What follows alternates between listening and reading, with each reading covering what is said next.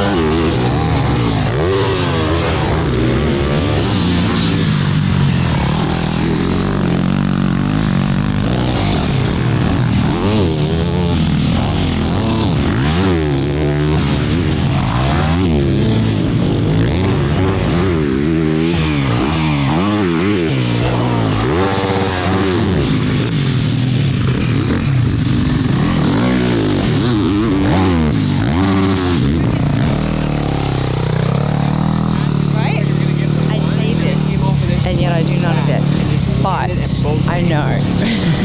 Is that worse?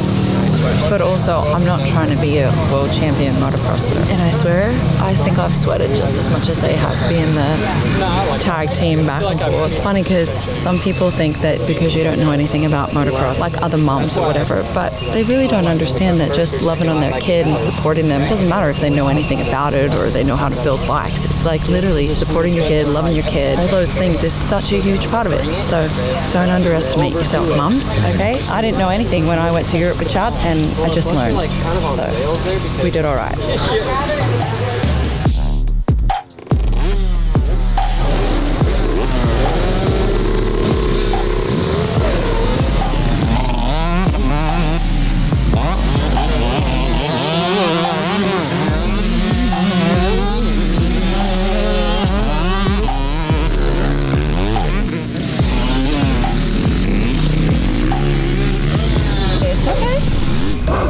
Tell me what happened. How does your back feel? Yes, it's going to scare us. That's not fun. That's not what we sign up for, right? But we have to stay switched on the whole time, even though it's prepped, even though it's not as slow as it was yesterday, right? It's okay.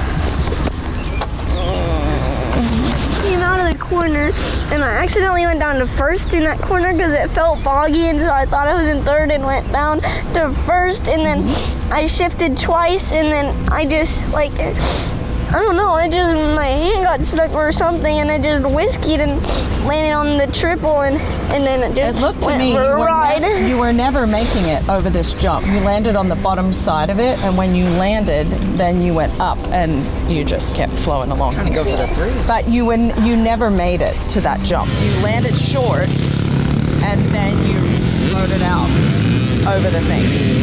Okay? We have to be smart.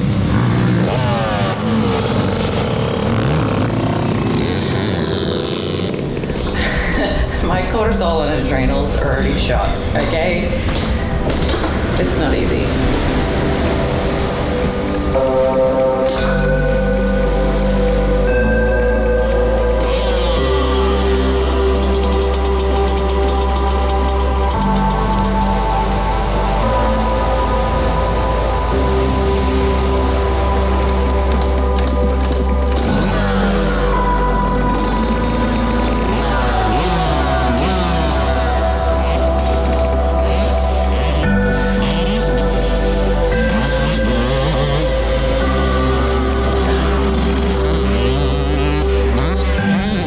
Talk about how hard that is coming back, and like, did Chad ever go through that? It's probably the hardest thing. I think it is worse with her. If I could wrap her in bubble wrap and just keep her in the house for the rest of her life, I probably would, but that's not realistic. So just as a parent and your kid going off into the world, you know, it's that same thing. They start driving, they go places by themselves, they're doing bigger things. It's the same feeling where you can't keep them wrapped up.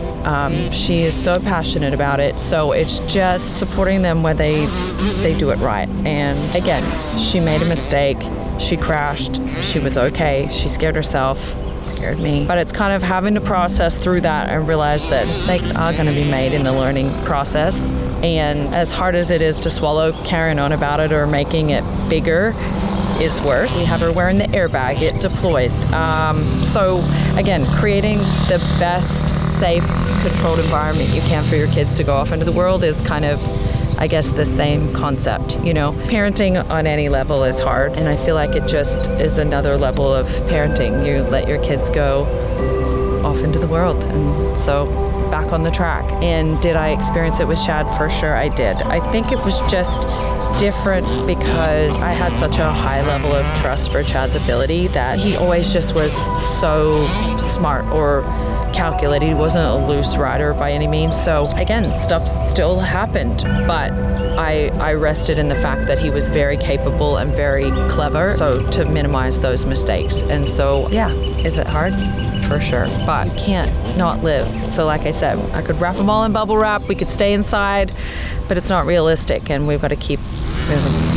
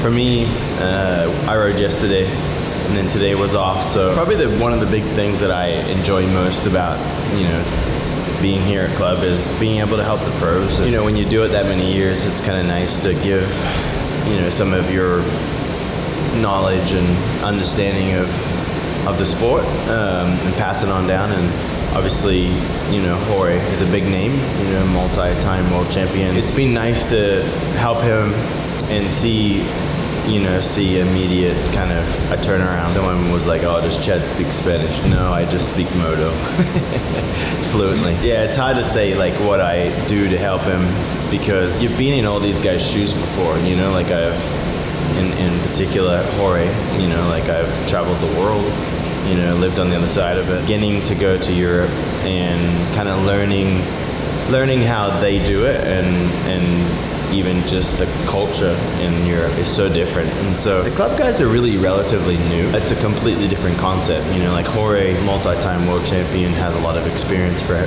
how young he is. I think he's 24. Where let's say you take a rookie or somebody like Cody's a little older than Jorge, but such a different, you know, how they've been, what they've been exposed to. And so you just try to help them in all those areas, you know, like think outside the box, think bigger. Sometimes less is more, most of the time in this scenario. So yeah, just trying to help. And I love working with like the owner of Club MX, Brandon. Has been really fun and has embraced, you know, my knowledge, and for me that makes it really enjoyable because I get to, you know, just generally be a passionate fan of the sport and cheer on the guys and help them where I can. He can relax, he can roll off the throttle.